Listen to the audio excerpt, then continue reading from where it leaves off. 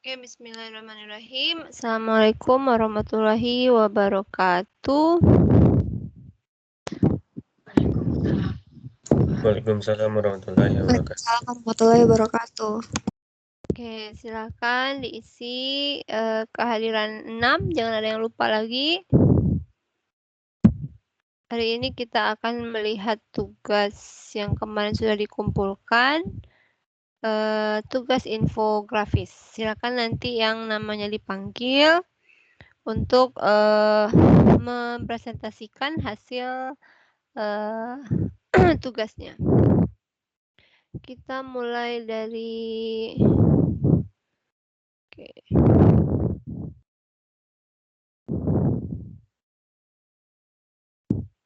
Kita mulai dari depan dulu saja. Thomas ada Thomas?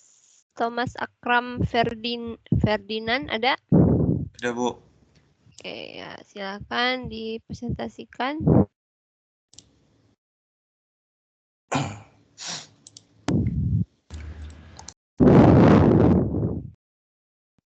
Oh, yang bikin ini kan, Bu, infografis ya, Bu? Ya.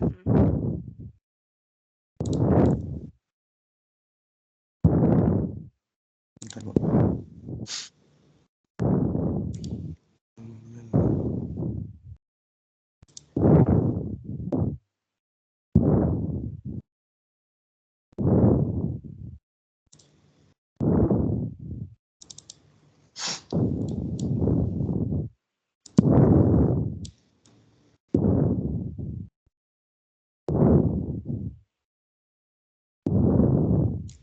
Baik, infografis yang saya buat di sini yaitu tentang etika dan hak cipta.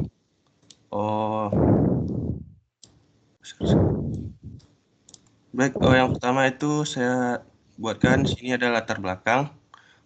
Itu saatnya perkembangan teknologi saat ini tentunya terdapat hal positif maupun negatif yang ada di dalam penggunaannya. Lalu oleh karena itu, terdapat beberapa etika baik yang tertulis maupun tidak tertulis dalam berinternet. Salah satu dari etika berinternet tersebut adalah adanya hak cipta. Lalu pelanggaran hak cipta. Pelanggaran hak cipta adalah penggunaan karya yang dilindungi oleh hukum hak cipta tanpa izin dan melanggar hak eksklusif tertentu yang diberikan kepada pemegang hak cipta, seperti hak untuk mereproduksi, mendistribusikan, menampilkan, atau melakukan pekerjaan yang dilindungi atau membuat karya turunan. Lalu terdapat peran pemerintah. Yang pertama itu pemerintah itu telah mengatur undang-undang tentang hak cipta yaitu pada Undang-Undang Nomor 28 Tahun 2014. Di sini terdapat semua aturan yang berhubungan dengan hak cipta. Lalu pemerintah juga melakukan upaya pemblokiran situs-situs yang dikategorikan pelanggaran hak cipta. Kemudian ada juga sosialisasi pada masyarakat umum terkait hak cipta ini. Lalu jenis pelanggaran itu terdapat 2 jenis, yaitu yang pertama pembajakan dan pencurian. Pembajakan itu sendiri adalah kegiatan penyalinan file, distribusi, dan penjualan hak cipta secara ilegal. Kalau pencurian adalah menggunakan salah satu hak eksklusif pemegang hak cipta tanpa otorisasi. Lalu peran yang dapat kita lakukan dan masyarakat lakukan yaitu pertama, menghargai ciptaan karya pencipta tersebut dengan menikmati karyanya itu melalui website resmi. Lalu melaporkan tindakan yang melanggar hak cipta. Kemudian mendapatkan karya tersebut dengan cara membeli karyanya dan bukan hasil bajakan. Lalu menambah wawasan dan pengetahuan kita terkait hak cipta. Baik, sekian, Bu. Oke. Ini terkait etika hak cipta. Nah, kalau saya sendiri masih kalau download film drama pasti bukan ke yang apa namanya ke resmi ya, masih menggunakan akun-akun bajakan yang mendistribusikan drama-drama tadi ya. Tapi mungkin karena itu juga karena orang ramai menggunakan akun-akun pendistribusian yang tidak sah tadi, maka seperti Netflix, kemudian Disney Star, nah itu mereka apa ya, bayarnya kan nggak terlalu mahal ya, kayak 50.000 sebulan, 100.000 sebulan gitu. Jadi mereka juga memikirkan bahwa kalau jika kita membayar terlalu mahal ke sistem mereka, maka orang-orang pasti tidak akan mau menggunakan akun mereka gitu. Makanya Netflix, kemudian Disney Star itu kan tidak terlalu mahal sebenarnya kan ya. Tapi tadi ya daripada bayar yang mending gratis. Mungkin itu beberapa pendapat yang dilakukan oleh orang. Kemudian ini juga hak cipta. Tidak hanya drama ya, juga buku. Nah itu buku. Kalau ada yang tahu apa Libgen, kemudian Bookfee, nah itu kan mereka mendistribusikan buku-buku luar negeri yang bisa kita download secara gratis. Kemudian kalau misalkan kita mencari buku-buku pelajaran, buku-buku perkuliahan, nah di situ juga lengkap sebenarnya gitu. Nah kita masih, saya secara pribadi masih menggunakan akun tersebut karena kalau kita tadi ya terkendala biaya. Biasanya kalau buku-buku perkuliahan itu pasti mahal, kemudian tidak tersedia di Indonesia gitu. Kemudian ada juga akun yang mendistribusikan jurnal. Biasanya kan jurnal, kalau kita mau mendownload jurnal harus membayar beberapa dolar. Daripada membayar, kemudian mereka menyediakan sebuah akun yang namanya Science apa? Saya lupa nama akunnya.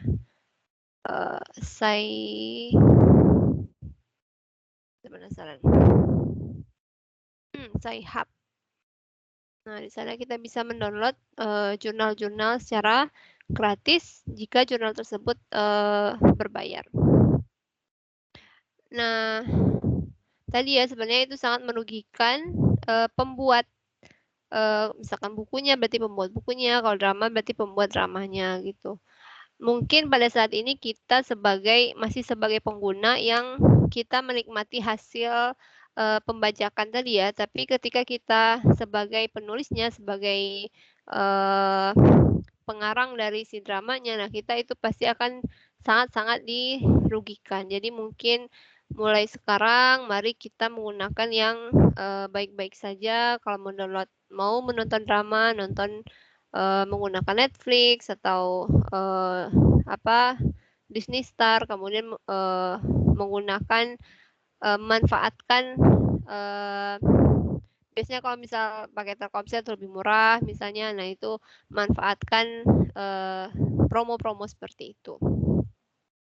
Nah kita juga hendaknya ketika men-share sebuah karya, maka kita hendaknya harus melakukan citasi atau membuat kredit kepada yang punya akun atau yang punya karya. Jadi kita tidak hanya men-forward karya orang, tapi kita juga memberitahukan bahwa karya ini adalah karya siapa gitu, sehingga mereka yang mempunyai karya tersebut mereka merasa dihargai gitu. Nah, sosial media ini salah satu efek dari sosial media, kita lebih bebas men-share semua hal, sehingga kadang kita lupa bahwa yang kita share itu, yang kita tonton, yang kita nikmati itu adalah punya orang lain yang seharusnya mereka mempunyai hak untuk dihargai karyanya. Oke, terima kasih Thomas. Lanjut ke Novel. Ada Novel? Ada, Bu. Oke, silahkan.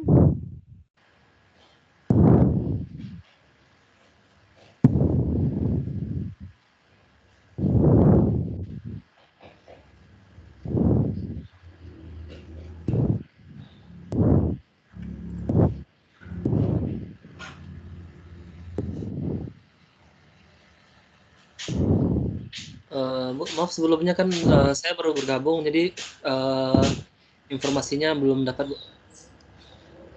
siapa? Oh, enggak, silakan dijelaskan infografis atau tugas kemarin yang sudah dikerjakan. Silakan Oh, ya, dijelaskan aja. ya sekarang. Ya. Di sini di infografis saya ini saya menyajikan bahwa berbagai hal apa etika dalam media sosial yang sebaiknya kita lakukan. Dapat kita lihat di infografisnya, kayak jangan berbagi semua hal kepada semua orang karena itu banyak hal yang bersifat pribadi dan dijaga kebersihannya sehingga tidak baik untuk membagi semua hal kepada orang lain. Lalu selanjutnya seperti jangan mengunggah hal-hal buruk. Seperti yang kita tahu, kita yang sudah mulai berpikir ini dapat membedakan yang mana yang baik, yang mana yang buruk, sehingga lebih bijaknya kita mengunggah hal-hal yang baik saja, tidak hal yang buruk. Selanjutnya mungkin tidak perlu usia untuk mengkoreksi ketika ada orang yang salah ketik atau merasa tinggi, jangan kita merasa tinggi untuk mengoreksi terhadap orang lain. Lalu yang mana mungkin koreksi ini mungkin dapat menyebabkan segala kesalahpahaman atau ketoksikan dalam suatu percakapan atau media sosial. Lalu memberi kritik dengan baik. Di sini hindari mencaci maki atau menghina.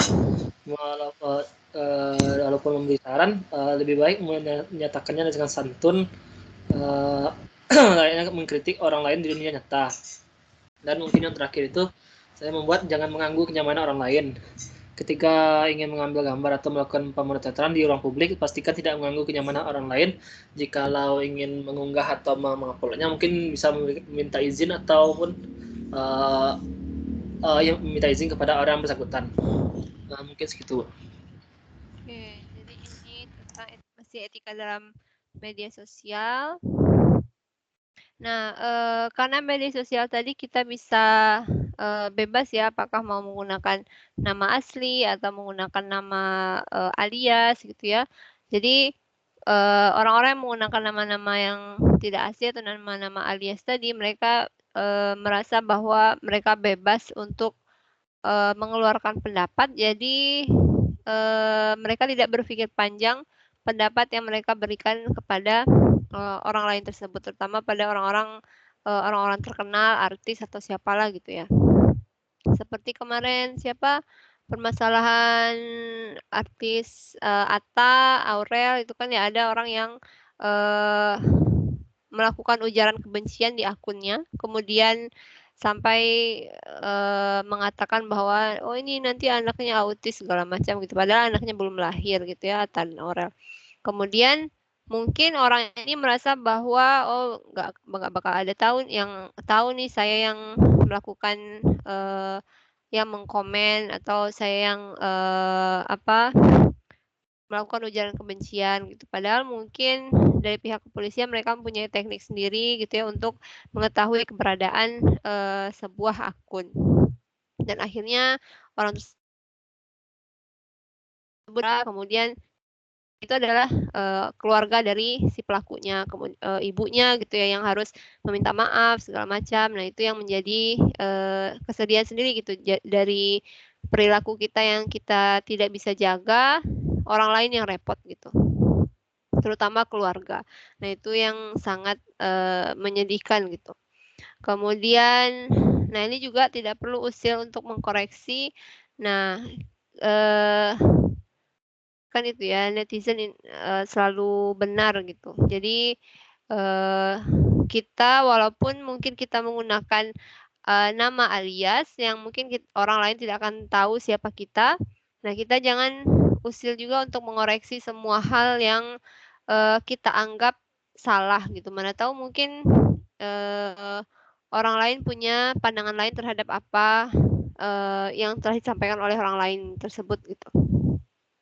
Kemudian ia harus memberikan kritik dengan baik, kemudian jangan mengganggu kenyamanan orang lain. Nah ini yang sering kita lihat sekarang ini, bahwa kita terlalu bebas dalam menyampaikan pendapat, dalam memberikan kritik, sehingga banyak orang lain yang terganggu, kemudian kitanya sendiri sebagai orang yang membuat komen juga tidak sehat jadinya secara mental. Nah, itu yang harus kita jaga dalam beretika dalam bermedia sosial. Pastikan yang kita sampaikan adalah benar, kemudian tidak mengganggu orang-orang, kemudian kalau sekarang kan zamannya ada yang tersinggung lapor polisi, ada yang tersinggung lapor polisi gitu ya. Jadi hati-hati sekali ketika kita men-share sesuatu di sosial media. Oke, terima kasih Novel. Kita coba coba yang angkatan 20.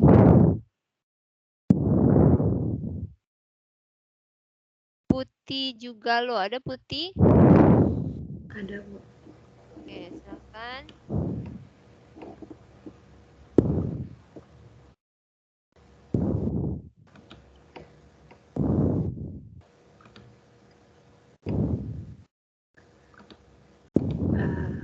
Baik, terima kasih sebelumnya Bu. Di pada tugas kali ini Putih membahas tentang freedom of speech. Pengertian dari freedom of speech itu sendiri yaitu hak setiap masyarakat untuk berbicara dan memberikan pendapat terkait pikiran, gagasan dan gagasannya di depan umum tanpa sensor. Kemudian ada aturan tersendiri di Indonesia yang menerapkan kebebasan untuk berbicara, yaitu setiap orang berhak atas kebebasan berserikat, berkumpul, dan mengeluarkan pendapat. Untuk pemberian solusi dari pihak yang pertama yaitu pemerintah dengan mempertegas penegakan aturan yang ada dari pengguna, menyaring informasi yang ingin disebarkan, dari perusahaan bertanggung jawab atas data pelanggan, kemudian dari mengembangkan fitur penyaringan berita atau hoax. Kemudian selanjutnya 90% dari masyarakat Indonesia merupakan pengguna sosial media yang semakin besar. Tanpa terkecuali, semua orang menggunakan sosial media. Penyebaran informasi menjadi lebih cepat. Oleh sebab itu, kesadaran untuk memfilter apa yang akan disebarkan karena akan diketahui banyak orang serta tersimpan dalam data perusahaan aplikasi. Lanjut. Gimana nih maksudnya? 90% orang Indonesia semakin banyak menggunakan media sosial. Kemudian karena 90% pengguna media sosial di Indonesia kan udah semakin banyak, Bu. Jadi kita untuk menyebarkan informasi seperti contoh kasus yang Putih dapat di makalah itu, kita menggunakan menyebar sebuah informasi itu tuh harus memikir 2 kali, soalnya data penyebar, misalnya kita sebarkan informasi di WA misal, terus kita nggak bisa percaya orang-orang yang ada di WA itu akan meng-keep informasi itu hanya di batas WA itu. Jadi kita harus melakukan filter di diri sendiri, mikir lagi apakah boleh ya men-share informasi ini, harus gitu. Di situ gitu. Oke, ya. Kemarin juga ada kejadian jadi ada yang men-share sesuatu di Instagramnya di story, kemudian biasanya bisa disetting ya bahwa story itu hanya muncul ke close friend.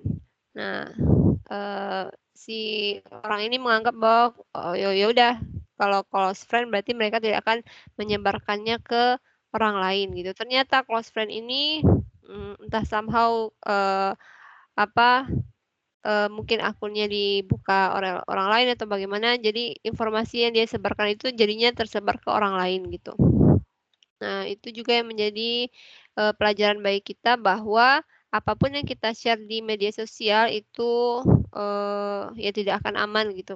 Namanya juga sosial media berarti once kita sudah men-sharekan sesuatu berarti ya dia akan tersebar ke banyak orang gitu. Nah, ini juga yang menjadi permasalahan pada saat ini adalah ketika orang yang mencari karyawan untuk perusahaannya, mereka biasanya juga melakukan scanning pada akun sosial medianya. Apakah sosial medianya itu ada ujaran kebencian, kemudian apakah tipe orangnya ini suka menyebarkan biasanya kan ada ya, kalau misalnya kita bekerja di suatu perusahaan, orang tersebut menyebarkan hal-hal yang buruk di perusahaan tersebut. Padahal sebagai seorang pekerja di sebuah perusahaan, kita seharusnya etikanya adalah ya menjaga kerahasiaan-kerahasiaan dari sebuah perusahaan. Jadi jangan sampai rahasia atau keburukan-keburukan yang ada di perusahaan itu tersebar gara-gara kita gitu. Nah, mereka biasanya sekarang pencari-pencari kerja itu melakukan scanning di sosial media calon karyawannya, apakah karyawan ini sikapnya baik atau tidak gitu. Bahkan juga kadang ada yang mempermasalahkan tentang political view dari seseorang itu. Jadi kalau misalkan bertentangan dengan perusahaannya, nah mereka akan mempertimbangkan lagi untuk tidak merekrut si karyawan tadi. Jadi sosial media ini benar-benar menjadi pada saat ini ya representasi seseorang. Nah, kalau mau memperkerjakan orang lihat sosial medianya. Kalau mau mengetahui latar belakang keluarganya lihat sosial medianya gitu. Jadi sosial media ini menjadi sebuah representasi dari seseorang. Jadi kita harus hati-hati dalam menggunakan sosial media kita, harus bijak dan juga tidak menyebarkan tadi berita-berita hoax. Kemudian kita juga tidak seharusnya menyebarkan privasi-privasi kita di sosial media. Oke, itu sosial media. Kita coba Dwiki, ada Dwiki?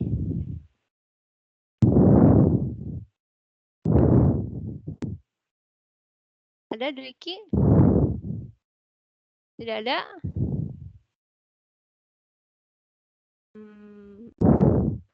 Kevin, ada Kevin?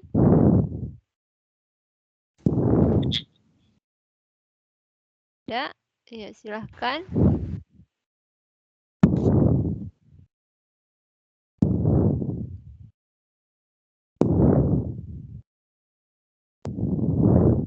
Ada Kevin? Ada, Bu. Ada, oke, silakan. Baik, pada makalah kemarin saya membahas tentang pelanggaran privasi. Privasi adalah kemampuan satu atau sekelompok individu untuk mempertahankan kehidupan dan urusan personalnya dari publik, atau untuk mengurus arus informasi mengenai diri mereka. Privasi kadang dihubungkan dengan anonimitas, walaupun anonimitas terutama lebih dihargai oleh orang yang dikenal publik. Privasi dapat dianggap sebagai suatu aspek dari keamanan. Ya, Undang-undang tentang privasi di Indonesia. Yang pertama, UU Teknologi Informasi ayat 19. Yang kedua, pasal 29 tentang pelanggaran hak privasi. Ketiga, Undang-Undang Nomor 36 tahun 1999 tentang telekomunikasi. Yang keempat, pasal 42 ayat 2 huruf B Undang-Undang Nomor 36 garis miring tahun 1999. Yang kelima, pasal 26 UU Undang-Undang ITE. Ini merupakan contoh bentuk pelanggaran privasi. Yang pertama, mengirim dan mendistribusikan dokumen yang bersifat pornografi, menghina, dan mencemarkan nama baik. Yang kedua, melakukan pengandaan tanpa izin pihak yang berwenang. Yang ketiga, melakukan pembobolan secara sengaja kepada sistem komputer. Yang keempat, memanipulasi atau mengubah untuk menghilangkan informasi yang sebenarnya. Dan yang terakhir, melakukan penyadapan informasi. Untuk solusinya, penting bagi kita untuk mengetahui apa itu privasi dan apa saja hukum pidana yang dapat dijatuhkan kepada pihak-pihak yang menyalahgunakan hak-hak pribadi orang lain dalam dunia informasi teknologi. Oke, jadi yang menjadi permasalahan privasi itu adalah personal kita bisa saja menganggap privasi itu berbeda-beda gitu. Ada orang yang mungkin hari ulang tahunnya itu merupakan ya biasa saja gitu disebarkan ke orang lain ya tidak apa-apa gitu. Tapi ada juga orang yang berpikir bahwa privasi itu tanggal lahir itu adalah sebuah privasi. Jadi masing-masing personal itu mempunyai perspektifnya sendiri terhadap apa yang boleh orang ketahui, apa yang tidak boleh orang ketahui dari diri kita gitu. Yang mungkin sebelumnya saya jelaskan, mungkin ada artis yang anaknya dia sebarkan fotonya, kegiatannya gitu ya. Ada juga artis yang anaknya dia tutup-tutupi gitu, karena dia berpikir bahwa pada saat ini si anak itu belum mengerti tentang privasi. Bisa saja ketika dia besar nanti dia sebenarnya tidak suka gitu ketika semua kegiatannya, semua gambar fotonya itu disebarkan di media sosial. Kemudian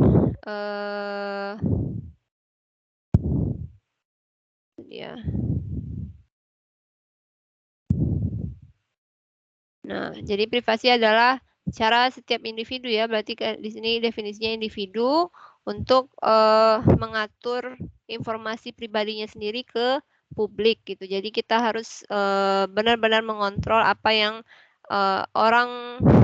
kita izinkan untuk orang lain mengetahui tentang diri kita gitu. Kemudian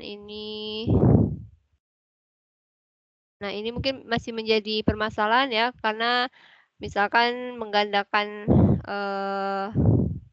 file, nah seperti WA kan kita gampang saja ya men-share forward sebuah dokumen, kemudian ini juga mendistribusikan dokumen hinaan, pencemaran nama baik. Nah, itu sangat gampang sekali kita lakukan di media sosial. Nah, itu tergantung pribadi kita sendiri lagi ya, apakah kita menjadi warga net yang baik atau tidak gitu. Oke, terima kasih Kevin. Kita lanjut ke Dina. Ada Dina? Ada. Oke, silahkan.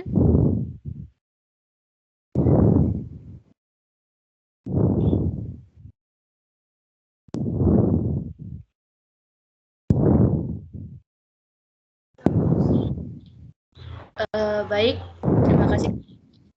Sebelumnya pada kemarin Dina membahas tentang penyalahgunaan informasi atau penyebaran berita hoax di media sosial. Yang pertama, untuk latar belakangnya, hal ini timbul karena adanya kemajuan teknologi, yang mana dari kemajuan itu kita akan mendapatkan dampak positif dan dampak negatifnya. Dan salah satu dampak negatifnya adalah mulai tersebarnya berita hoax di media sosial. Nah, hal ini ada kaitannya dengan etika, yang mana etika adalah aturan sebagai pedoman kita untuk bertingkah laku. Nah, etika dalam teknologi informasi itu berperan sebagai pedoman kita dalam penggunaan teknologi informasi. Ada beberapa etika dalam pemanfaatan teknologi. Yang pertama itu kita harus menggunakan teknologi informasi untuk hal-hal yang bermakna, untuk hal-hal yang bermanfaat. Kemudian, kita tidak boleh menerobos akun atau sistem informasi orang lain secara ilegal. Kemudian, gunakan teknologi informasi itu sebagai penyebar informasi yang akurat. Dan yang keempat itu smart dalam pemanfaatan teknologi. Lanjut. Selanjutnya kita akan mengenal tentang hoax. Hoax itu secara singkat adalah berita palsu yang mana nantinya berita ini bisa menggiring opini dari masyarakat. Nah, untuk cara kerjanya sendiri, hoax itu menurut psikologi itu hoax bekerja melalui dua faktor. Yang pertama itu faktor opini. Faktor opini ini maksudnya adalah di saat seseorang misalnya beropini bahwa dia merasa beropini bahwa bumi itu datar dan tiba-tiba dia mendapatkan artikel yang mengatakan bahwa opininya itu benar, maka dia akan dengan cepat menyebarkan informasi tersebut tanpa memeriksa keakuratannya. Dan kedua itu sikap yang dimiliki. Maksudnya itu ada orang yang kritis dalam mendapatkan informasi, dia kritis, kemudian ada juga orang yang mendapatkan informasi langsung disebarkannya saja tanpa dilihatnya apakah informasi tersebut akurat atau tidak. Nah, kemudian dari segi peran pemerintah itu ada 3. Yang pertama itu penegakan hukum. Untuk penegakan hukum itu banyak ya hukum-hukum yang ditegakkan oleh pemerintah. Contohnya kayak Undang-Undang Nomor 11 Tahun 2008 tentang ITE, kemudian ada Undang-Undang Nomor 40 Tahun 2008 dan juga KUHP. Dan yang kedua itu melibatkan platform penyelenggara. Yang ketiga itu memberikan edukasi. Selanjutnya dari peran media dan masyarakat, yang pertama yaitu untuk dari media itu memberikan sebuah link untuk memudahkan para pengguna media sosial untuk melacak keakuratan dari berita. Kemudian banyak menyebarkan informasi-informasi yang akurat dan juga mengadakan program Turn Back Hoax. Ini maksudnya adalah suatu informasi itu akan diidentifikasi oleh masyarakat dan dipublik mengenai kebenarannya melalui berbagai media diantaranya seperti grup Facebook, grup WA, dan lain sebagainya. Dan juga selain dari peran pemerintah, peran media dan masyarakat itu juga ada beberapa cara pencegahannya. Yang pertama yaitu literasi media, maksudnya adalah perspektif yang digunakan ketika hubungan dengan media agar dapat menginterpretasikan suatu pesan yang disampaikan oleh si pembuat berita. Kemudian itu melakukan program internet sehat dan juga memanfaatkan freedom of speech itu dengan benar. Sekian, Bu. Oke. Nah, jadi tadi ya teknologi betul datang dengan dampak positif negatifnya, dan selama ini kita hanya mungkin sebagai mahasiswa sistem informasi kita sangat-sangat fokus kepada dampak positifnya, bagaimana sistem informasi memecahkan permasalahan manusia gitu.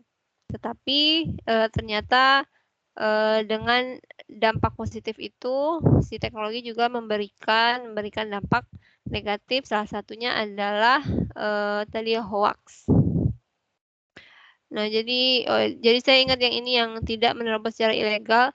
Nah, kemarin kan ada akun Peduli Lindungi, sertifikat Peduli Lindungi Pak Jokowi yang tersebar gitu ya, karena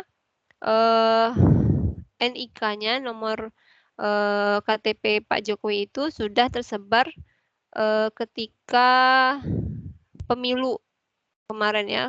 Jadi nomor KTP-nya sudah diketahui oleh masyarakat dan ada yang iseng memasukkan nomor KTP tersebut ke Peduli Lindungi dan ternyata sertifikatnya ada, kemudian disebarkan melalui Twitter dan akun sistem sosial media yang lainnya. Nah, ini hoax. Nah, tadi juga ya, yang kasihan itu adalah orang-orang yang tidak berpengetahuan, yang mungkin yang tidak teredukasi dengan baik.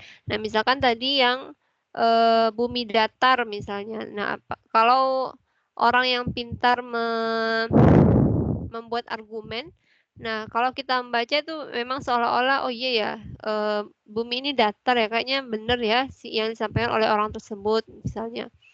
Nah, itu bagi orang-orang yang mendengarkan atau membaca berita tersebut dan mereka belum teredukasi dengan baik, mereka akan percaya dengan mudahnya bahwa mungkin benar bumi ini datar. Kemudian juga permasalahan COVID kemarin juga seperti itu. Misalkan permasalahan untuk obat si COVID. Nah, itu juga kan banyak yang hoax ya, pakai ini aja gitu, nanti sembuh gitu. Padahal mungkin belum ada uji klinis yang baik terhadap obat tersebut. Nah, peran pemerintah mungkin ada yang tahu ini. Ya. Jabar Cyber Hoax.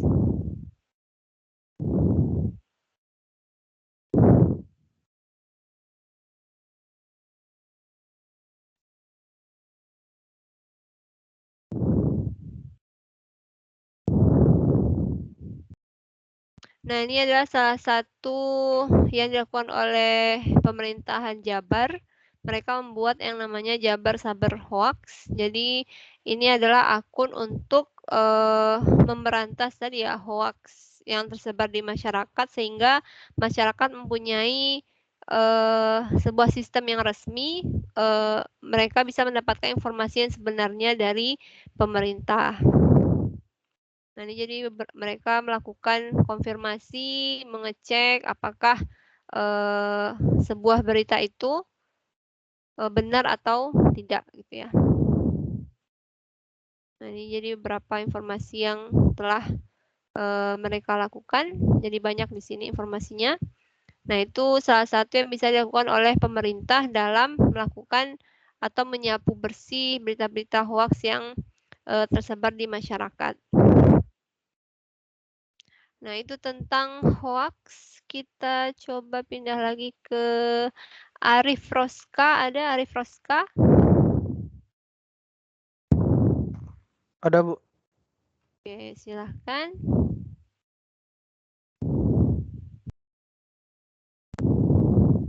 Baik, jadi di sini saya akan menjelaskan tentang privasi. Sebelumnya privasi itu sendiri yaitu bisa kita katakan yaitu kondisi di mana kita sebagai pribadi atau juga bisa organisasi atau perusahaan atau sekelompok orang yang kita memiliki hak untuk menentukan kapan, bagaimana dan apa saja yang boleh diketahui oleh orang lain, apa informasi pribadi kita yang bisa diakses orang lain atau hal-hal pribadi lainnya. Lalu ada muncul pertanyaan, kenapa privasi itu penting? Kita mungkin bisa membayangkan kalau ada orang lain yang menggunakan data kita sementara kita sendiri tidak tahu. Dan misalkan yang sedang tren kasusnya itu yang pinjaman online. Ada kasus yang tiba-tiba seseorang itu dia ditagih oleh debt collector tentang kredit online, sementara dia tidak pernah melakukan kredit online sama sekali. Nah, itu kan terjadi karena ada pihak yang tidak bertanggung jawab yang menggunakan foto seseorang dan informasi pribadi seperti KTP untuk melakukan pinjaman online. Nah, jika privasi tidak kita lindungi, hal-hal seperti itu dan hal-hal lain yang mungkin ya bukan mungkin lagi tapi pasti mengganggu itu pasti akan terjadi kalau privasi itu tidak dilindungi. Lalu untuk di Indonesia sendiri privasi itu belum sepenuhnya ditangani dengan baik gitu. Ada dua permasalahan utama sebenarnya, yaitu pada instansinya dan pada masyarakat. Belakangan ini kita juga sering melihat ada banyak kasus instansi yang data yang mereka simpan itu terjadi kebocoran. Dan juga jika kita bertanya kepada masyarakat umum, kebanyakan masyarakat itu belum paham sepenuhnya apa itu privasi.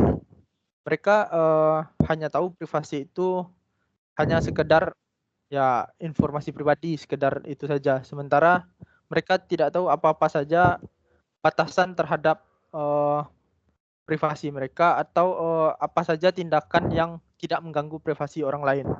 Nah, privasi ini di Indonesia itu paling mudah tersebar itu melalui internet dan media sosial. Nah, pada 2018 ada 171,17 juta penduduk Indonesia yang menggunakan internet. Sementara dengan masyarakat yang tidak begitu paham dengan privasi, tentu dengan jumlah segitu banyaknya akan banyak terjadi permasalahan privasi. Seperti contohnya juga ada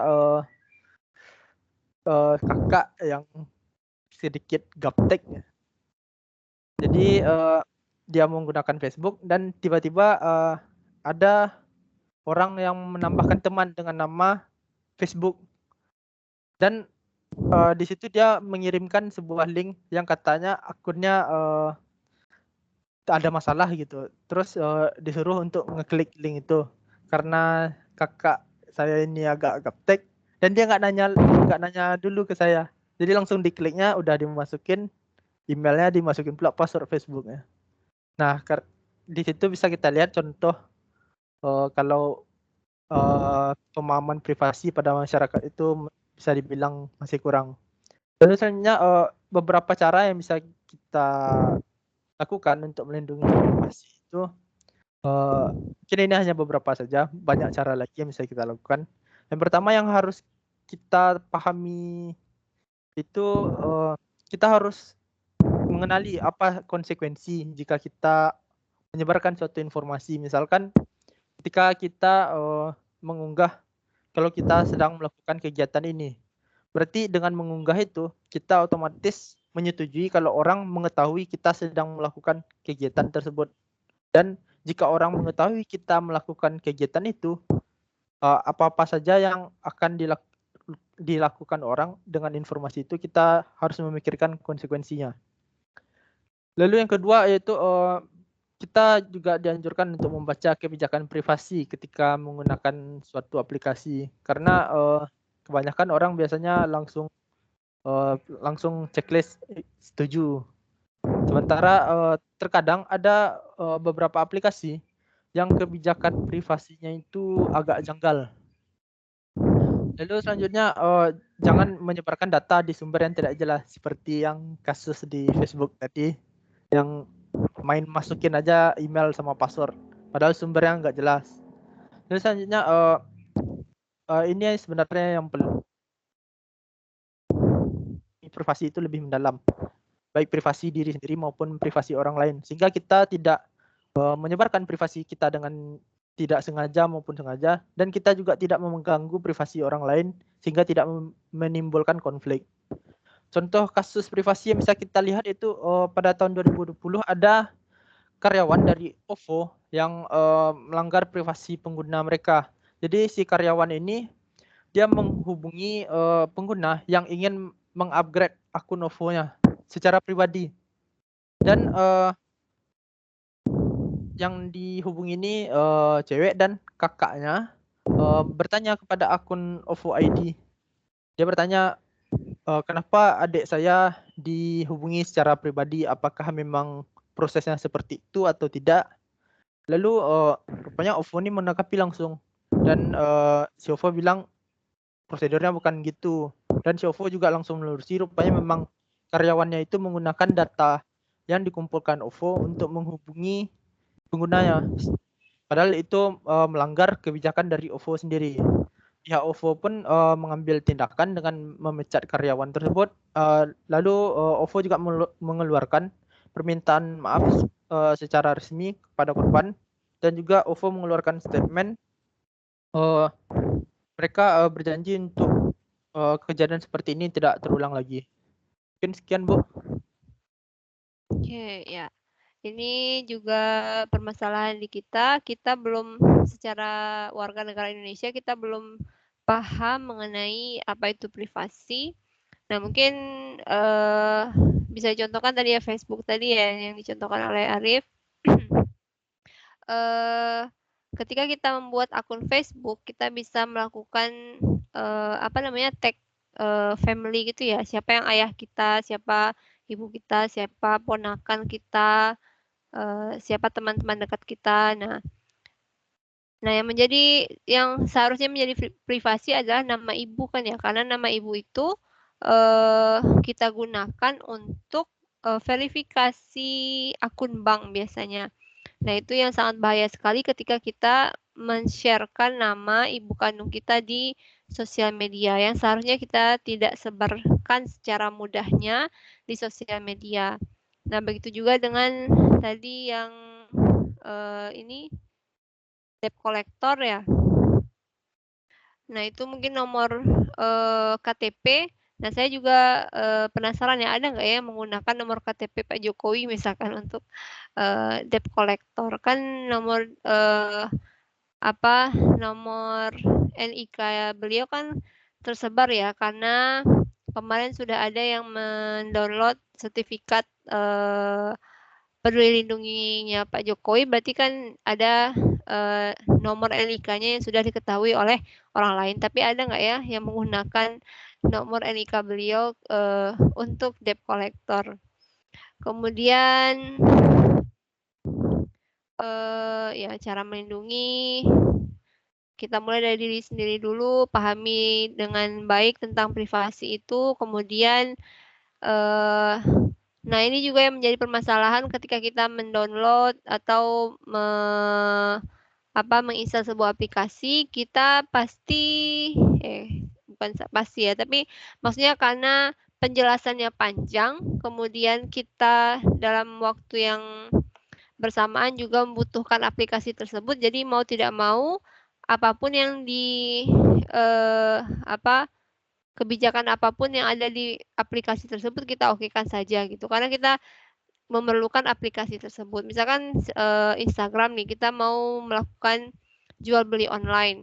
Nah, mau tidak mau ya kita harus menginstal si Instagram gitu. Kita tidak kalau tidak diinstal, nah kita akan ketinggalan atau mengalami kerugian misalnya. Nah, sedangkan mungkin kebijakan privasi Instagram itu ada yang tidak sesuai dengan apa yang kita yakini, atau mungkin ada kebijakan Instagram yang kita sebenarnya tidak mengetahui, tidak paham apa itu kebijakannya, tapi kita ya karena butuh, ya sudah diinstal saja gitu. Nah, jadi sebenarnya kita harus benar-benar memahami kebijakan privasi dari sebuah aplikasi atau sosial media yang kita gunakan. Nah, ini kalau sekarang kasusnya seperti ini, kalau dulu mungkin kasusnya adalah ketika kita mengisi pulsa di tempat jualan pulsa, biasanya kita kan menulis nomor HP kita ya, kemudian berapa rupiah yang akan kita bayar untuk pulsa misalkan 10.000 gitu. Nah, biasanya si tukang pulsa ini akan memberikan nomor HP kita itu kepada orang lain, sehingga orang lain bisa menghubungi kita, entah itu menawarkan peminjaman online, kemudian ada juga yang menggunakannya untuk hal-hal yang lain gitu. Nah, itu salah satu mungkin awal dari kasus privasi nomor HP kita, atau juga nomor-nomor identitas aplikasi yang lainnya. Ini termasuk juga yang OVO tadi. Oke, itu tentang privasi oleh Arif Roska. Kita next coba tadi cowok ya, coba cewek. Nadila Saraswati ada? Ada, Bu. Oke, silahkan.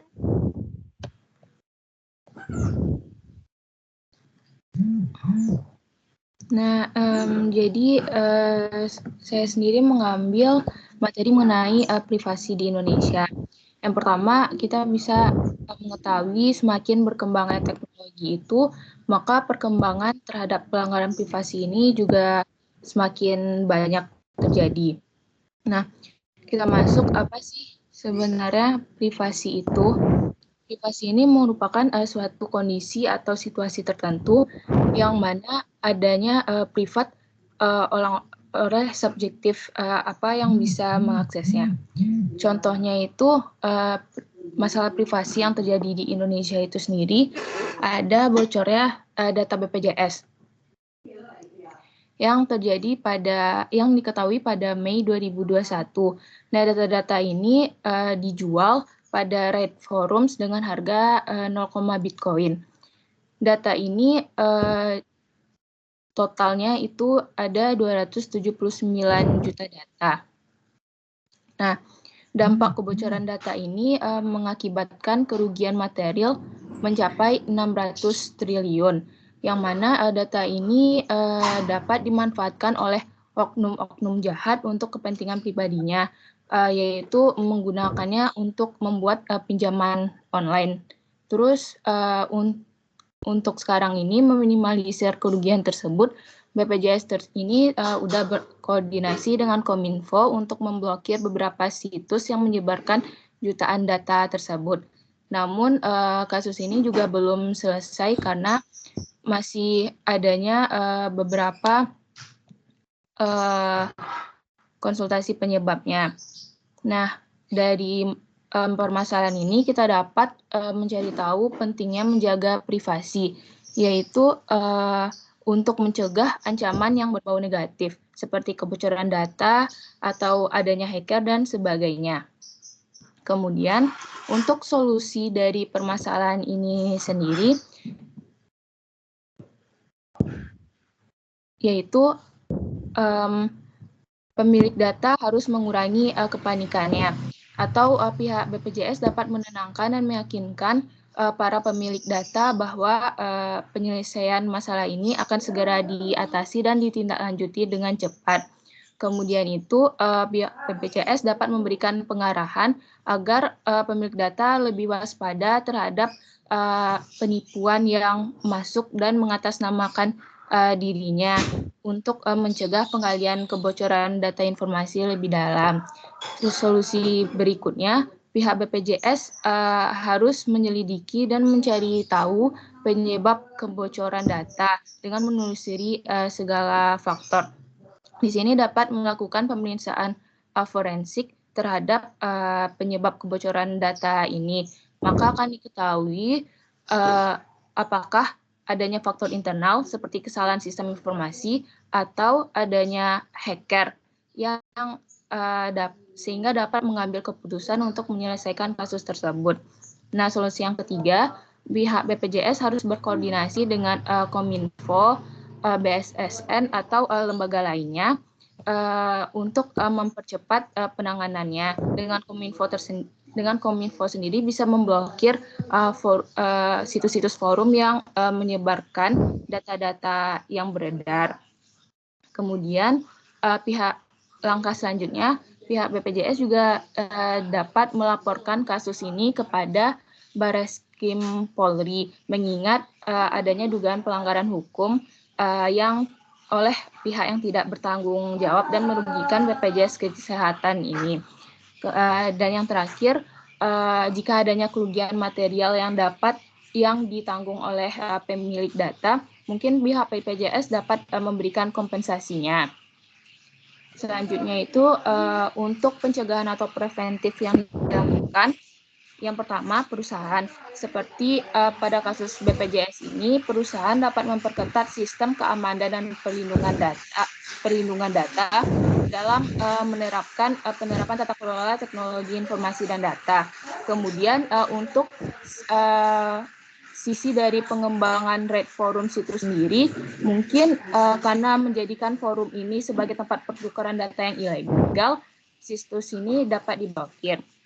Nah, preventif dari pemerintah itu sendiri untuk pencegahan kebocoran data yang meluas, segera mengesahkan RUU Perlindungan Data Pribadi, memblokir situs-situs kejahatan cyber, dan bekerja sama dengan pengelolaan data swasta jika diperlukan.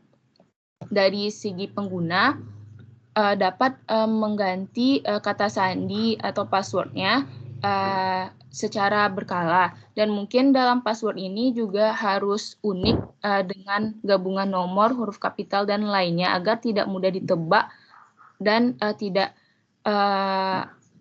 agar tidak mudah ditebak oleh orang lain. Dalam sosial, untuk mencegah kerentanan terhadap pencurian data ini, pemilik data tersebut harus paham jenis data pribadi dan relevasinya. Kemudian jangan masuk ke situs web yang tidak jelas dan jangan memberikan informasi tersebut. Misalnya ada situs web yang menawarkan kita mendapatkan hadiah dan kita itu harus mengisi sejumlah informasi pribadi. Maka untuk mengantisipasinya jangan terlalu percaya dengan hal tersebut. Kemudian masyarakat sendiri harus menginstal dan memperbarui perangkat lunak anti pencurian, antivirus, dan keamanan sistem operasinya, serta tidak memasang perangkat lunak bajakan sebagai langkah pencegahan melindungi data diri pribadi. Nah, di Indonesia sendiri, aturan hukum tentang perlindungan pribadi ini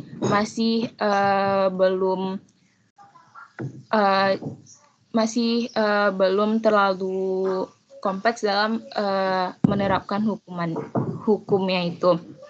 Nah, mungkin beberapa pengaturan tersebut hanya mencerminkan aspek perlindungan data pribadi secara umum dan masih terpisah-pisah di beberapa peraturan perundang-undangan. Nah, mungkin sekian dari masalah yang saya ambil itu. Oke, jadi ini juga menjadi trust issue ya ketika kita menyimpan data di pemerintahan. Nah, sebenarnya data kita digunakan untuk apa saja dan kemudian apakah data yang kita simpan di pemerintahan tersebut aman atau tidak. Nah, selain BPJS mungkin juga ada berapa data pemerintah yang kita simpan di pemerintahan yang juga bocor gitu ya. Ini BPJS, kemudian nah, kebanyakan dari bocornya data kita di pemerintahan atau juga di akun-akun yang lain, yang terjadi adalah adanya reaktif terhadap permasalahan tersebut. Jadi ada masalah dulu gitu, baru diadakan solusinya gitu. Padahal seharusnya ketika mereka merancang sistem dari awal, karena mereka harusnya kan mengetahui ya data-data yang akan disimpan itu adalah data-data penting, data-data privasi, maka seharusnya ketika perancangan mereka merancang sistemnya itu bukan hanya sebagai sebuah merancang proses bisnisnya bagaimana bisa berjalan dengan baik, tetapi juga merancang bagaimana supaya data-data tadi juga dapat disimpan dengan baik dan tidak bocor. Nah, kesalahan itu, nah jadinya ini ya solusinya tadi ya reaktif. Seharusnya kita melakukan preventif dari awal sehingga tidak terjadi kesalahan-kesalahan seperti ini. Kemudian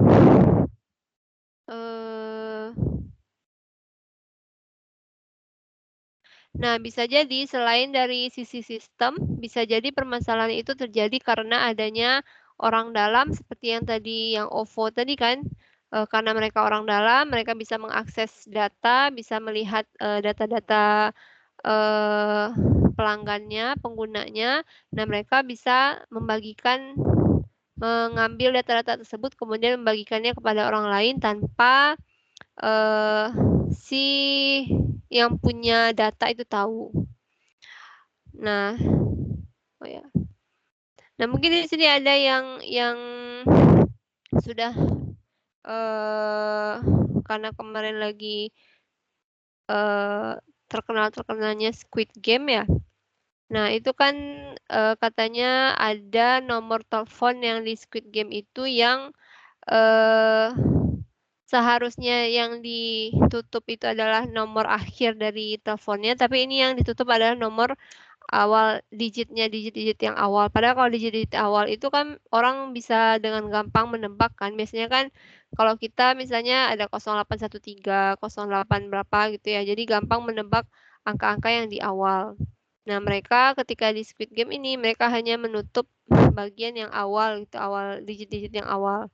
Sehingga nomor telepon tadi orang-orang menebak, kemudian yang punya telepon asli ditelepon oleh banyak orang, sehingga perusahaan filmnya kemudian mengganti ya, kalau tidak salah saya baca beritanya mengganti nomor HP si pemilik yang asli tersebut.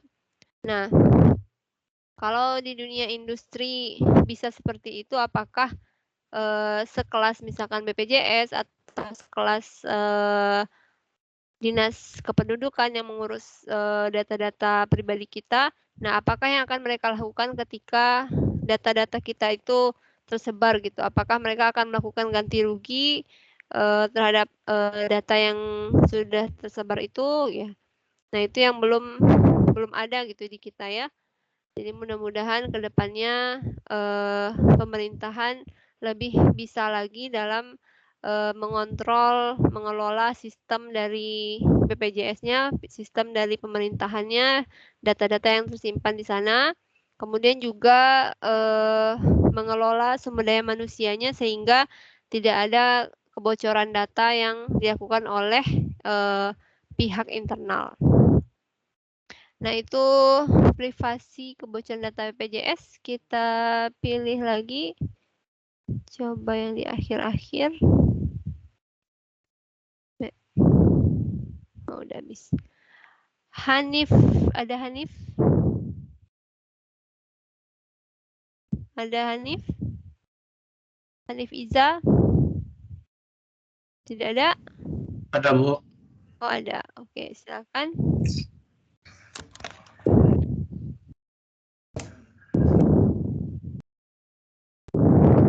Jadi topik yang saya bahas itu ancaman privasi dalam big data gitu, Bu. Dari surga menjadi malapetaka. Coba di slide ke bawah, Bu. Jadi mengapa big data ini disebut menjadi surga? Karena pada awalnya pada tahun 2000 data itu kan terjadi apa namanya itu, Bu? Kayak data mining itu baru ditemukan di awal 2000 itu, Bu. Sehingga banyak keputusan-keputusan terbantu dengan data mining itu, Bu. Sehingga data mining ini disebutlah sebagai surga karena memiliki banyak manfaat. Cuman seiring berjalannya waktu, data mining ini juga menjadi malapetaka, Bu. Kenapa? Karena pengekstrakan data yang berlebihan. Kadang-kadang itu tuh kan, Bu, dia juga melanggar privasi gitu, Bu. Karena data-data yang dibutuhkan tuh terkadang tidak relevan dengan data sampah. Jadi dia itu ekstrakan besar-besaran gitu, Bu. Nah, ini sedikit penjelasan ketika terjadinya pengumpulan dan penyimpanan big data atas dasar niat buruk. Kadang ada orang yang datanya itu diambil, dia nggak tahu data apa yang diambil, alasannya diambil, untuk apa diambil gitu kan, Bu. Terkadang ada beberapa platform yang tidak memberitahu itu, Bu, tidak ada agreement-nya dengan usernya gitu, Bu. Terus ada juga contoh selanjutnya itu tuh di Cambridge Analytica, Bu, kayak organisasi riset gitu. Dia hampir diduga gitu kan, Bu, melakukan pencurian data. Cuman di sini ini dia tepatnya bukan pencurian data sih, Bu. Dia cuman mengambil data setelah diberikan izin gitu, Bu. Cuman yang usernya ini dia nggak kayak apa tuh, Bu? Izin dari user ini ya sekedar memberi izin gitu, Bu. Dia cuman kalau ada tools box yang checklist ya udah ada checklistnya gitu, Bu. Nggak ada kesadaran dari user untuk memberikan agreement itu, Bu. Sehingga itu juga menjadi titik perhatian nantinya bagi user. Kalau emang ngechecklist tools box itu berarti kita harus siap menerima semua risiko yang terjadi setelah itu. Jadi untuk atas dasar tersebut, Hanif kasih lah ada 3 solusi besar gitu, Bu. Pertama, kita sebagai pengguna platform harus membaca agreement dan guidelines terlebih dahulu sebelum menggunakannya. Yang kedua, gunakan mode incognito website gitu, Bu. Terkadang kan ada hal-hal yang bersifat sangat sensitif atau sangat pribadi, itu kadang kan kayak IP address, kayak akun Google, itu kan ke-detect sama search engine-nya gitu, Bu. Jadi alangkah lebih baik kita bisa pakai incognito website. Terus yang ketiga, seleksi hal yang bisa di-share ke publik, mana yang untuk private gitu kan, Bu. Terkadang kan karena kita udah nge-publish ke publik, jadinya susah buat ditarik lagi gitu, Bu. Sekali udah ke publish itu tuh pasti udah ada yang tahu, udah ada yang save gitu kan, Bu. Jadi seperti yang Hanif bilang di sini, mencegah lebih baik daripada mengobati, Bu. Gitu. Mungkin sekian, Bu. Dan terima kasih Hanif. Nah, jadi betul sekali seharusnya ya mencegah itu lebih baik daripada mengobati. Namun tadi ya kita belum paham apa itu privasi, kita juga belum tadi ya ketika kita mendownload atau menginstal aplikasi kita checklist aja gitu. Asalkan aplikasinya bisa berjalan dengan baik, nah kita oke-oke aja gitu. Padahal mungkin tadi mereka mengambil data-data pribadi kita yang sebenarnya kita tidak tahu data itu digunakan untuk apa, jangan-jangan untuk tadi memanipulasi opini kita gitu ya. Nah, saya pernah baca buku tentang data, jadi ketika kita misalkan di Google, kemudian kita search data apa ya, profesor misalkan. Kita lihat gambarnya, nah, oh oke. Nah, yang keluar ini kan ya, profesor apa ini? Saya nggak tahu. Film kayaknya ya. Nah, atau misalkan teacher lah ya. Oh, dokter.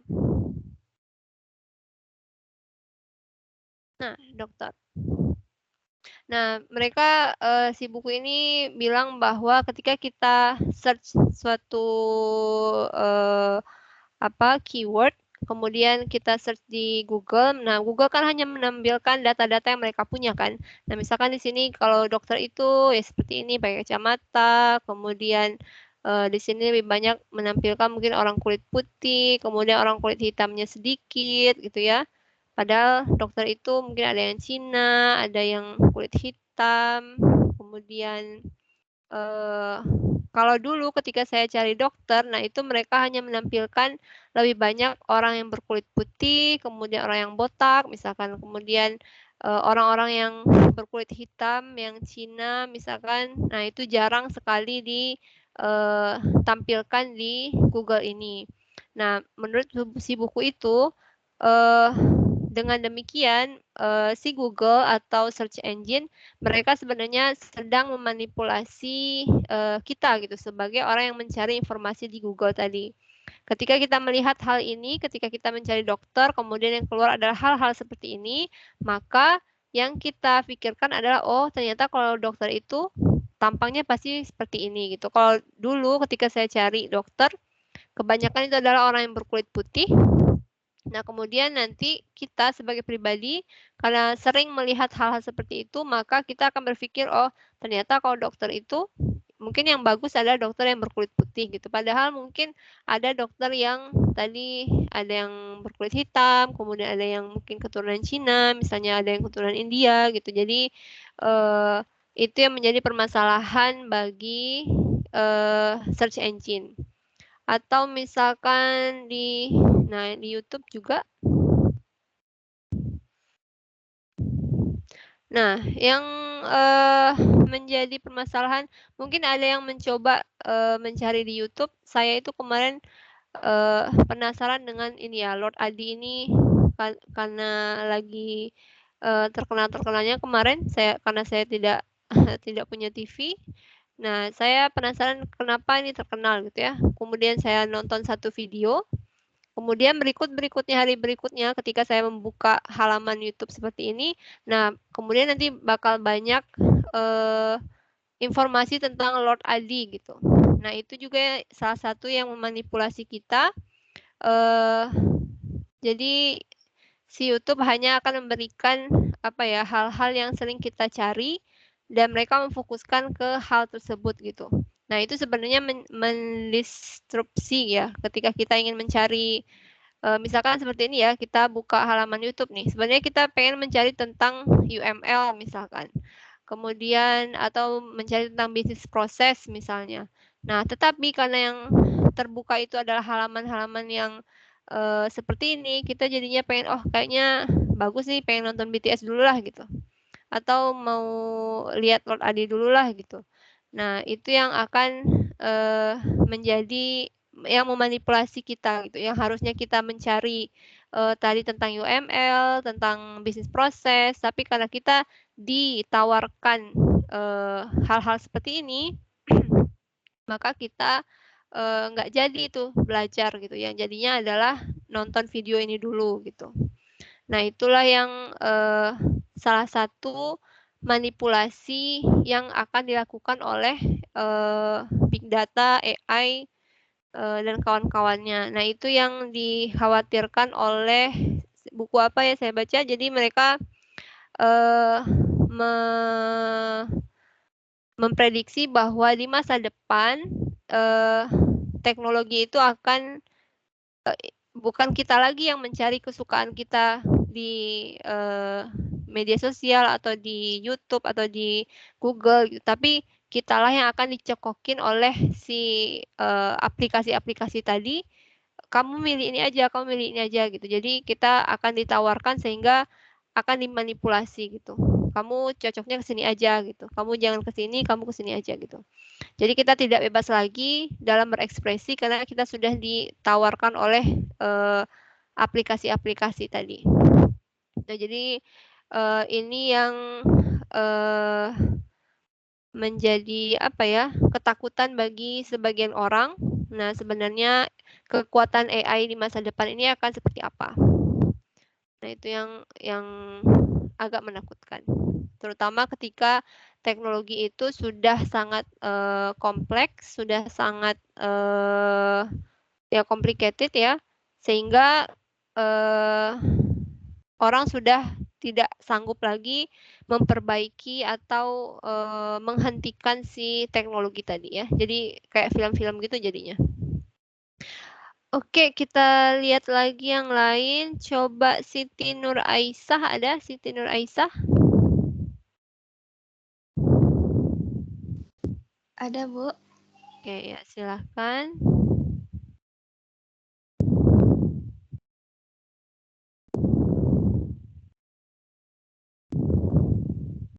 Oh, ini.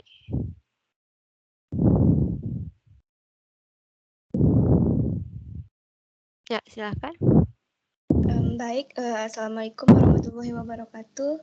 Saya akan menjelaskan infografis dari materi yang telah saya buat di makalah, yaitu tentang privacy. Nah, di sini saya mengambil judul memudarnya penjagaan privasi di Indonesia akibat perkembangan dan penyalahgunaan teknologi. Nah, sepenting apa sih privasi di Indonesia di tengah perkembangan teknologi? Berdasarkan survei dari Asosiasi Penyelenggara Jasa Internet Indonesia, sebanyak 95,1% pengguna internet menginstal aplikasi media sosial pada gawainya. Jumlah pengguna internet di Indonesia meningkat dari tahun ke tahun. Sayangnya banyak yang tidak menyadari pentingnya perlindungan data pribadi. Nah, berikut contoh pelanggaran privasi di Indonesia. Yang pertama itu adalah lambe turah. Beberapa selebriti ataupun public figure yang pernah masuk akun gosip lambe turah merasa bahwa akun ini telah melanggar privasi seseorang karena telah menyebarluaskan kehidupan pribadi seseorang yang seharusnya tidak dipublikasikan, dan hal tersebut dipublikasikan tanpa izin dari orang yang terlihat dalam foto ataupun video tersebut.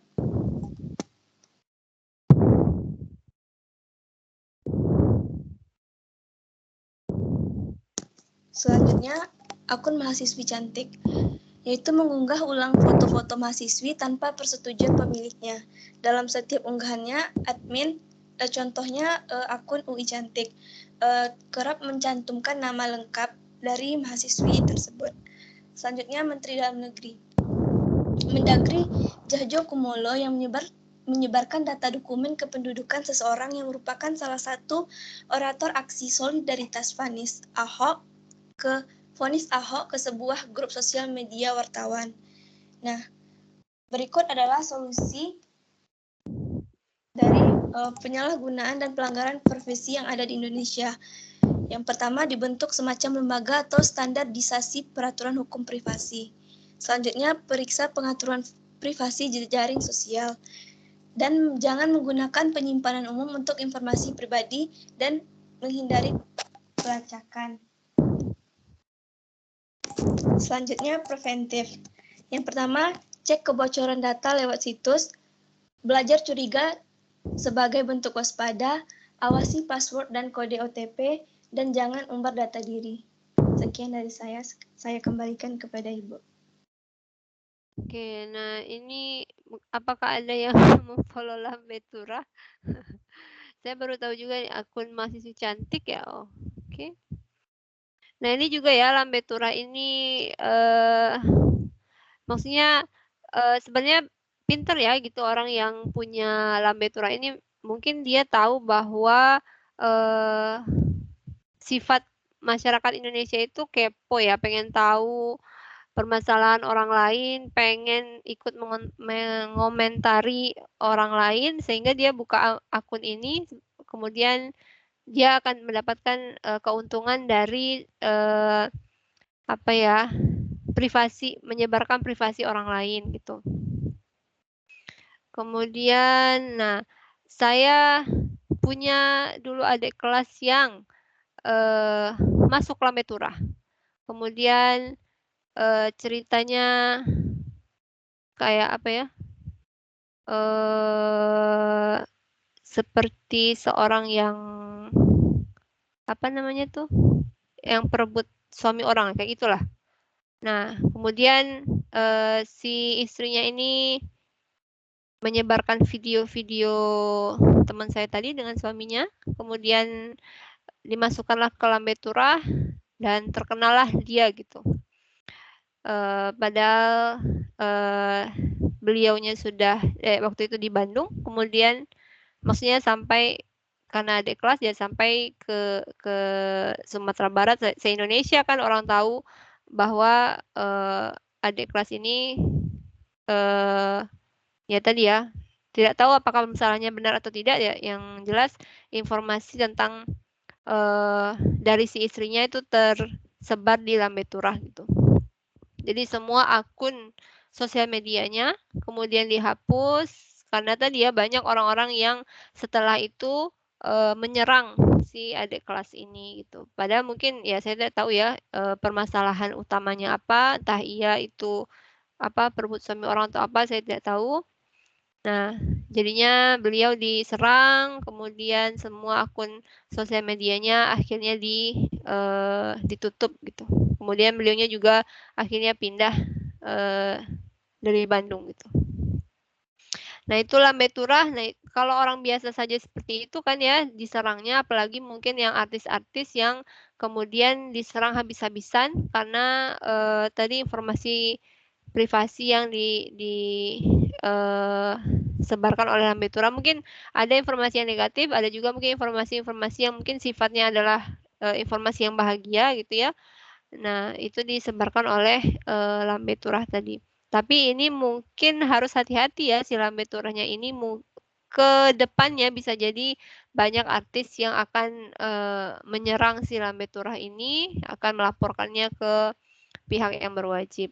Kemudian akun mahasiswi cantik. Nah, saya ini juga baru tahu ada akun seperti ini. Nah, itu mungkin mulai dari kita sendiri ya, sebagai seorang pengguna akun sosial media, bahwa ketika kita punya sosial media, kita tidak seharusnya men-share foto-foto pribadi kita gitu ya di sosial media. Kemudian kita juga tidak seharusnya melakukan tagline-tagline sehingga orang banyak itu bisa mengakses foto-foto kita, kecuali kalau misalkan itu adalah mungkin bentuk kegiatan yang kegiatan sosial atau kegiatan-kegiatan yang lainnya. Kemudian apa tadi lagi?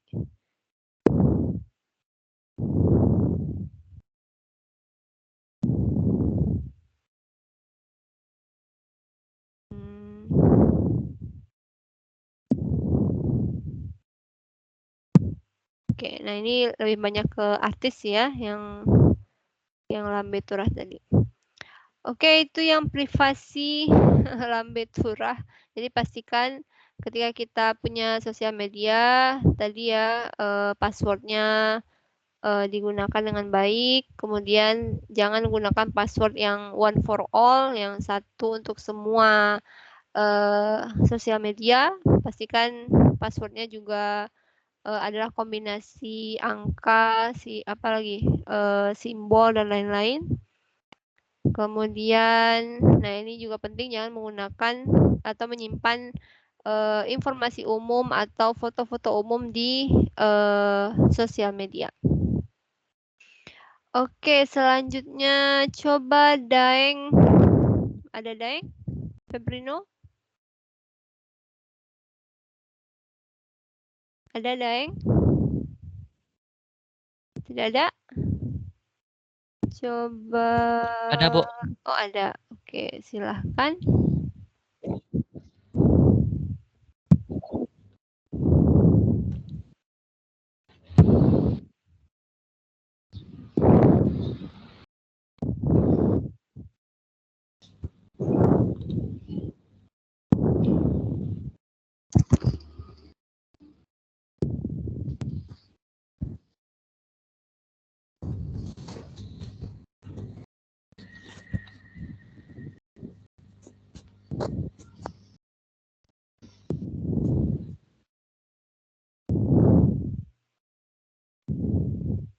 Oke, halo, silakan Daeng.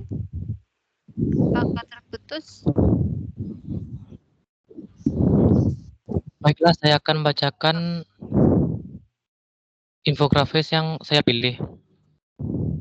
Itu hak berpendapat dan berekspresi. Istilah kebebasan berpendapat dan berekspresi diartikan sebagai setiap tindakan untuk mencari, menerima, menyampaikan informasi untuk mengembangkan pribadi dirinya.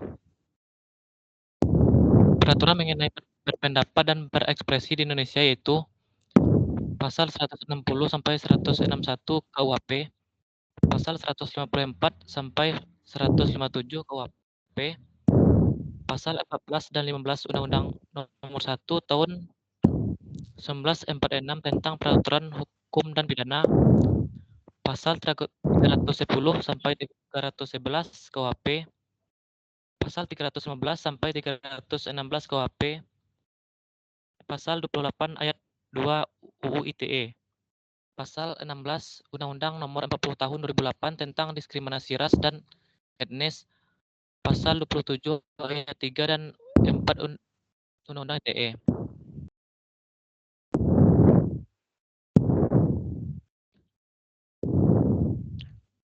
Kebebasan berpendapat dan berekspresi juga dapat mengancam ketertiban umum, seiring dengan hadirnya hoaks sebagai kesalahan informasi di dunia maya. Selain itu, jenis information disorder seperti disinformasi, misinformasi, dan malinformasi akan mengganggu unsur dalam hak berpendapat dan berekspresi.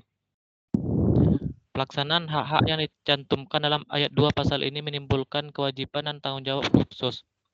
Oleh karenanya dapat dikenai pembatasan tertentu, tetapi hal ini hanya dapat dilakukan sesuai dengan hukum dan sepanjang diperlukan untuk satu, menghormati hak atau nama baik orang lain. Kedua, melindungi keamanan nasional atau ketertiban umum atau kesehatan atau moral umum.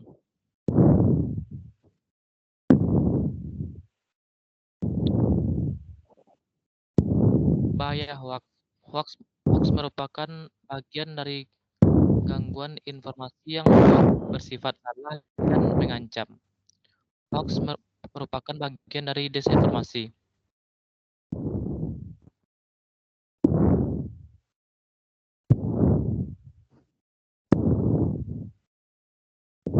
Misinformasi itu ketika kesalahan informasi dibagikan namun tidak menimbulkan ancaman.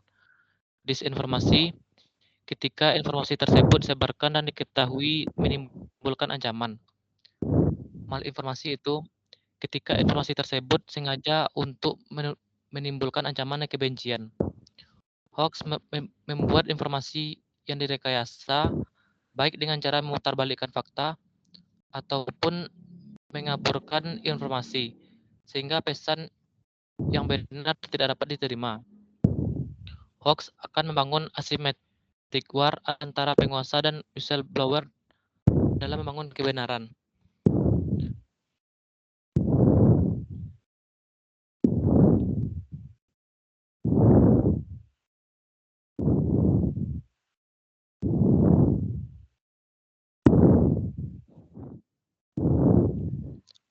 Hoax juga banyak dikendalikan oleh non-state aktor tertentu seperti Muslim Cyber Army. Muslim Cyber Army seringkali mengaku akan organisasi tanpa bentuk, tanpa ketua, tidak punya gedung dan digaji tanpa modal. Mereka mempunyai kemampuan seperti melakukan doxing dan ancaman secara online.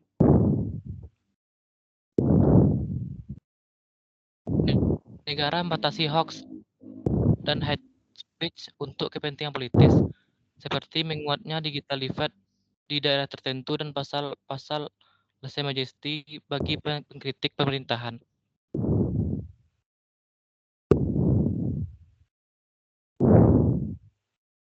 Oke, udah?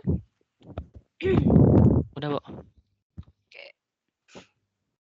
Ini masih tentang hoax. Jadi di sini ternyata hoax itu ada bermacam-macam. Ada yang namanya disinformasi, misinformasi, dan malinformasi. Kalau disinformasi menimbulkan ancaman. Kalau misinformasi, ketika ada kesalahan informasi. Kalau malinformasi sengaja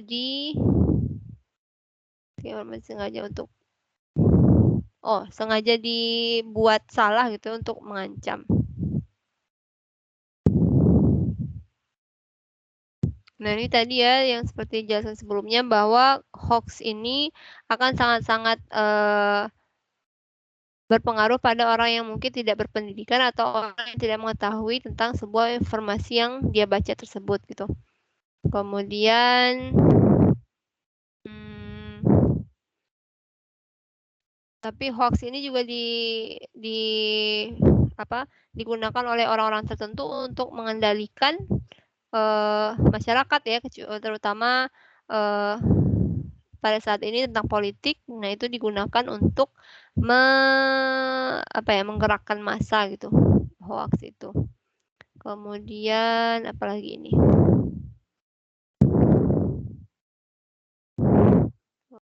Yang nggak jelas ya. Oke ya. Nah, itu tadi ya. Untuk kepentingan politik. Saya nggak bisa baca. Ada hate speech, kemudian penghinaan. Ini gangguan informasi yang lain. Kesalahan konteks, misleading content, manipulasi konten, kesalahan koneksi, fitnah, dan lain-lain. Nah, itu bentuk-bentuk dari hoax. Oke, udah 10.48 ternyata. Oke, cukup untuk hari ini. Apakah ada pertanyaan sebelum diakhiri? Kita ujian berarti minggu depan adalah pertemuan terakhir. Kita ujian sesuai dengan jadwal dari fakultas saja nanti.